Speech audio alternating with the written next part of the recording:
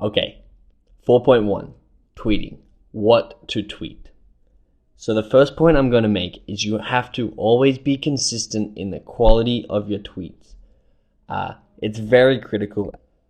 The second point is discover your Twitter voice.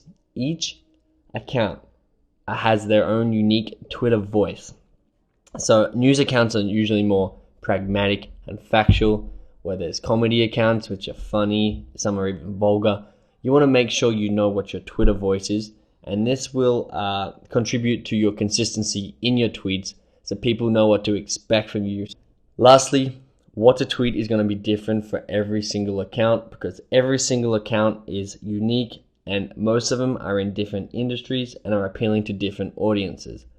I'm going to take you through a few basic resources that you can use to find high quality content, but again, it's going to be varied where you get this content for what the purpose of your account actually is.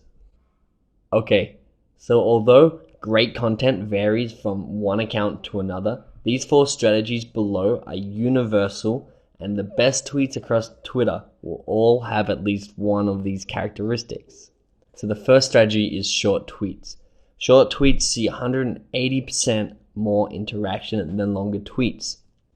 2 is call to action. It may be to play a video, to follow a link, or to open an image. Call to actions create more engagement with your followers. 3 is a quote. This is a very simple strategy to post a quote by some authority or wise figure in your industry that people are familiar with, as it's very easy to retweet and very easy to like the content of the actual tweet. And number 4 finally is ask questions. Ask for your audience's opinions and find questions that evoke responses with your followers. Tweet structure. So there is no one set tweet structure that trumps everything, but my best tweets always follow this structure. It also gives my account some consistency. When people see my tweets, they know how they're laid out, and it creates that reputation for my account. So the first thing you want to put in is your headline, quote, message, or question, which is the main content of the tweet, always comes first. I then put in a couple of additional hashtags. I only ever put a maximum of 2 hashtags in my tweets. Any more than that seems spammy and an overload of hashtags, but they come after the main content.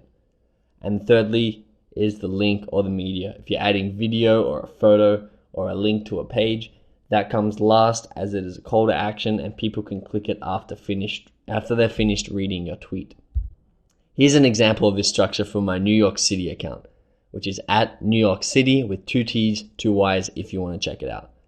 So the tweet is, have you seen this awesome picture of Manhattan? Which is a question, and it's very short as well. I then give 2 hashtags, New York City, hashtag NYC, and then the picture, which as you can see is a nice picture of Manhattan with a lot of fog on it. When should you tweet? So the ultimate goal by all tweets is to be seen by as many people as possible. And now tweets are always displayed in chronological order in the Twitter newsfeed.